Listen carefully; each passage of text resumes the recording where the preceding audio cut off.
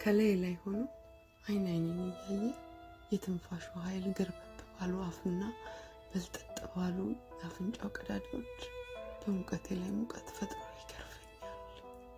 የትንፋሹ ጣዕም ደግሞ የብድ ስሜቴን እያናረ ያስጨንቀኛል፣ አሰቃይቶኛል።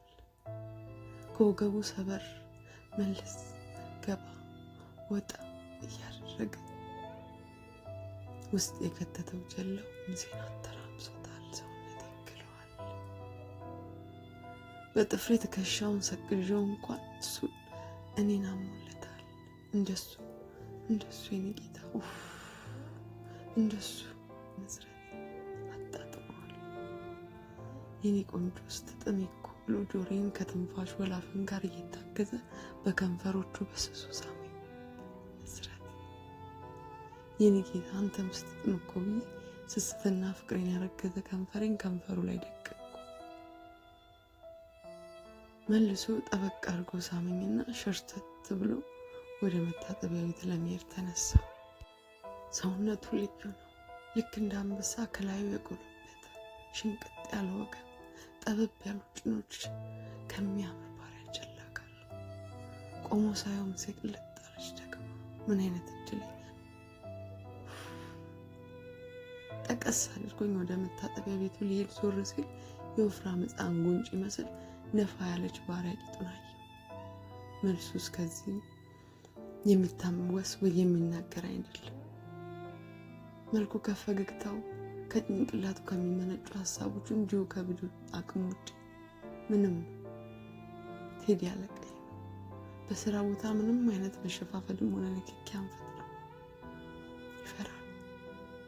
በስራ ጉዳይ እንደውም ብዙ ስትራቴጂዎች ላይ እንስማማ።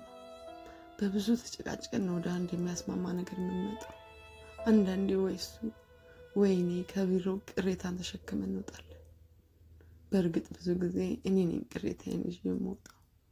ምክንያቱም አለቃ ስለሆነ እልቅናውን ተጠቅሞ የራሱን ሀሳቦች በድምፅ ይበልጠኛል።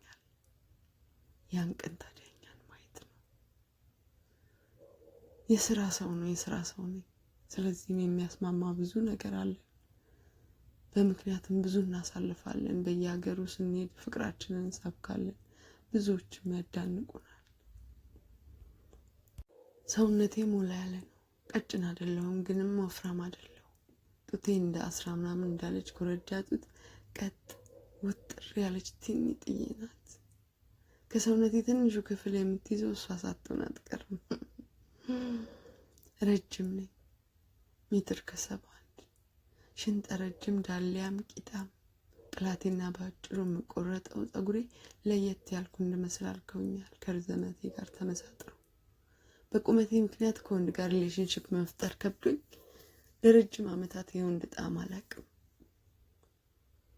ከልጅነቴ ጀምሮ ዙሪያ የሚገጥሙኝ ወንዶች አጭሮች ናቸው እና እነሱ ጋር ከግዝፈቴ ጋር ተዳምሮ እናታቸው ነበር የሚመስለው።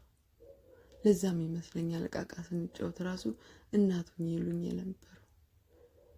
ከአንዳንድ እኩዮቼ ጋር ጀበናና ሲኒ ነበር ምን መስሎ ያሾፉብናል። ይህ ነገርም ጅልነት ያለ ቦታ መገኘት ስሜትን ይፈጥርብኝ ስለነበር እያንዳንዱ የህይወት ጉዞዬ በትምህርቴና በስራዬ ላይ ያተኮረ ነበር። አንዳንድ ጊዜ በስራም ሆነ በትምህርት ቤት ህይወቴ ላይ ያለው የሚቀርቡኝ ሴቶች ስለ ብድ ሲያወሩ ተባርቼ እንደማላቅ ስነግራቸው አያምኑኝም። እንደውም ራሴን ለማዋደድና እነሱን ላራክስ የተናገርኩት ይመስላቸዋል። ጉደኞች። ከጊዜያት በኋላ እንዲህ ያለ ርዕስ ሲመጣ እንደማቅም እንደማላቅም ስለማያውቁ መንገርም ስለማልፈልግ ከፊልምና ከመጽሐፍት ያወቅኳትን ብድ በጥቂቱ እንዳልሳሳት እየተጠነቀቅኩ ነግራቸዋለሁ። ምስኪን እኔ። የሚገርመው ግን እድሜ 14 ከሆነ ጊዜ ጀምሮ በህልሜ ሆነ ብቻዬን ሰው ጎረምሳ አይጠፋ። በ14 ዓመት አካባቢ የምመኘው ምኞት መፈለግ እድሜ ከፍ እያለ ከሄደው ጋር አንድ ባይሆንም እንኳን በእያንዳንዱ የክፍል ደረጃ እንዲሁ መኖሪያ ሰፈሬ እድገቴ የምመኘው ወንድ ነበር። ከዚህ ለኛል 14 ዓመቴ ላይ የ9ኛ ክፍል ተማሪ ሆኜ የክፍላችን ልጅ የነበረ ሄኖክ መንግስቱ አይኑን እንዲጥልብኝ ወሬውን ለመስማት መላፈት ላይ ለመድረስ ያላረኩት ጥረት አልነበረም። ያ ነበር እንግዲህ ሴክሹዋል ጥሪ። በእርግጥ በጥቂትም ቢሆን ይሳካልኝ ሲጀምር ቤተሰቦች ወደ ሌላ ሀገር ይዘውት ሄዱ። ልቤ ተሰበረ።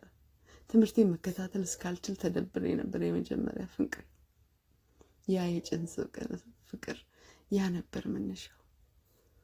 አነበው የነበረ አንድ መጽሐፍ ስሜቴን በመጽሐፍ የማቅለል ጥበብ በሚል ቻፕተሩ ያስቀመጠውን ተከትዬ ባይደርሰውም እኔ ጋር የሚቀር ደብዳቤዎችን እየጻፍኩ እረፍት አገኘሁ።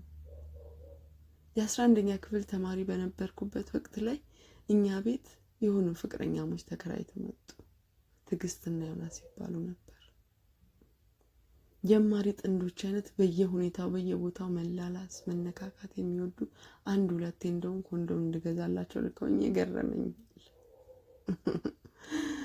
ታዲያ የሆነ ቀን ቤት ቁጭ ብዬ ከመስኮት ዳር መጽሐፌን አነባለሁ። በሩ በቀስታ ሲከፈት ሰማሁና በዚህ ምሽት የመጣውን ማንነት ለመለየት በቀስታ መጋረጃን ገርበብ አደረኩ። ዮናስና ትዕግስት ናቸው። ከንፈር ለከንፈር ተጣብቋል። ሳያቸውም ሲያካባቢ መንዘር አይነት አረገኝ።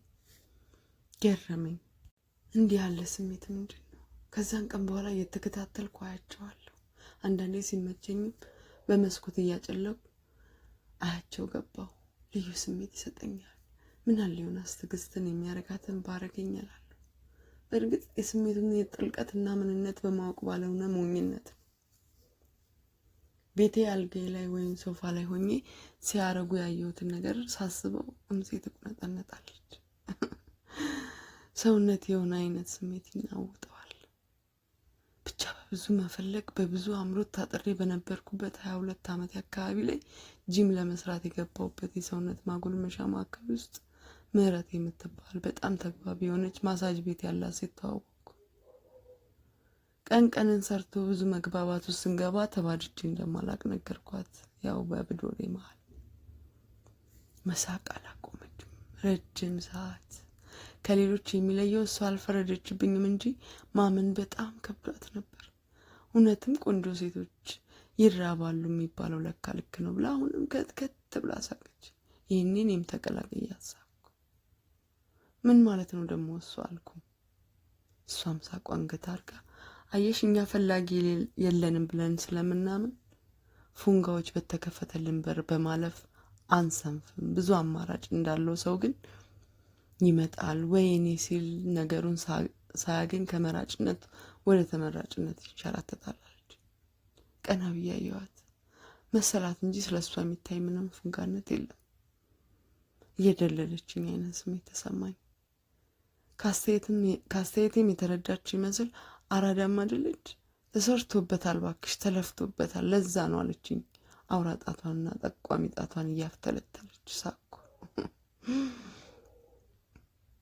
ወሬኛ ይልቅ አንድ ነገር ልጠይቅሽ፣ ራስሽ ሞክረሽ አታውቂም አለች። ሳኩ። እንዴት ማለት ነው አልኩ። ምን አይነት ጥያቄ ነው? እንዴት ሴት ልጅ ወንድን ትጠይቃለች አልኳት።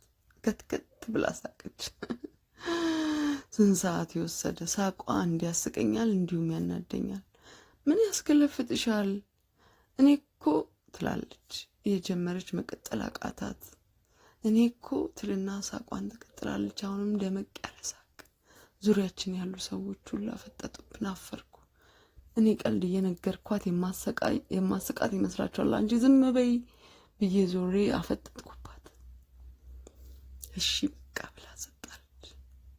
በሳቅ የጋለ ፊቷን እጇን እያወዛወዘች ለማብረድ እየሞከረች እኔ ያልኩሽ አለች። ዙሪያችን በሳቋ ምክንያት ትኩረት የሰጡን ሰዎች እንዳዳምጧት ከማሽኗ ላይ ዘንበል አድርጋ ራስሽን አስደስተሽ ማለቴ ማስተር ቤት አድርገሽ ታውቂያለሽ ወይ ነው አለች። እንዴ ምን ማለትሽ ነው አልኩ። ትቻት ላጥላጥ እያልኩ ወደ ሻወር ቤት ገባሁ። አልተከተለችኝም። ስተጣጣቡላ ማስበው ስላለችኝ ነገር ነው። አዎ እንደሚደረግ አውቃለሁ እኮ ግን ማድረጉ ልክ አይመስለኝም። ጸያፍ ነገር ይመስለኛል። እንደውም ብዙ ምኞቴ ውስጥ የምሴን መሻፈድ አስቤ ልነካት እጄን ሰንዝሬ ብዙ ጊዜ መልሼዋለሁ። ማታ ቤት ቁጭ ብዬ ስራ የጀመርኩበት መስሪያ ቤት እንድገመግም የሰጡኝን ዶክመንት ሳገላብጥ ቆይቼ ሪቪው የሰራሁትን አስተያየቴን በስክሪፕቶ ከመንጫጨርኩት ላይ ወደ ላፕቶፕ ልገላብጥ ስከፍተው መሴጅ አለሽ ብሎ ከምህረት መሆኑን አሳየ። ስከፍተው ቪዲዮና ከላይ መግለጫ ጽፋበታለች። ከደበረሽ ይቅርታ፣ ግን እስቲ ሞክሪው። ዓለም ባንጂ ኃጢአት የምትገለበጥ እንኳን ቢሆን ሞክረናት ቢሆን አይሻልም ወይ ብላ የሳቅ ኢሞጂ ጨምራ ልካለች። ከፈትኩት። ራስን እንዴት ማስደሰት ይችላል ብላ የምታሰለጥን አንዲት ፈረንጅ ናት።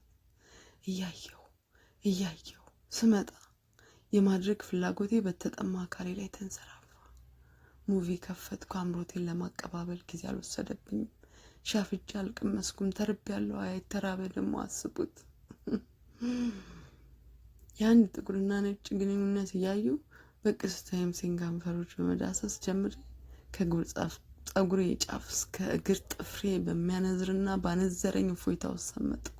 ይገርማል። ከዛ በኋላማ ማን ይቻለኝ? በቃ የዕለት ተዕለት ተግባር ያደረኩት የምወደው ወይም የሻፈድኩበት ጉብል ሳገኝ ራሴን በራሴ በሱ ገጽታ ማፋፋም ጀመርኩ። ወደ ቤቴ ነው ሩጬ።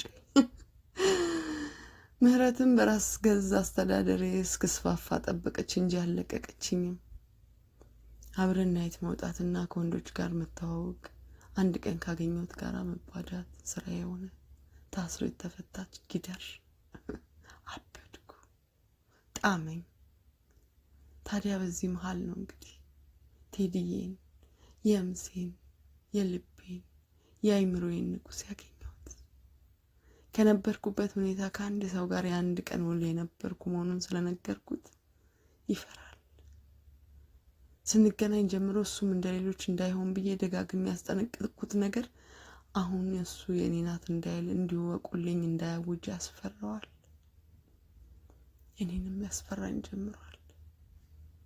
እረዳዋለሁ፣ ነገር ግን አልገባሁትም እንጂ ከሀሳቡ እሱነቱ ከልቡ ከጀላው እንዲሁ ከዚህ ከማለው ምክንያት ልሰጥለት ባልፈለግኩት ልክ ተንበርክኬለታል። አምናለሁ የሆነ ቀን ይገባዋል፣ አንድ ቀንም ይገባዋል፣ ያምነኝም ይሆናል።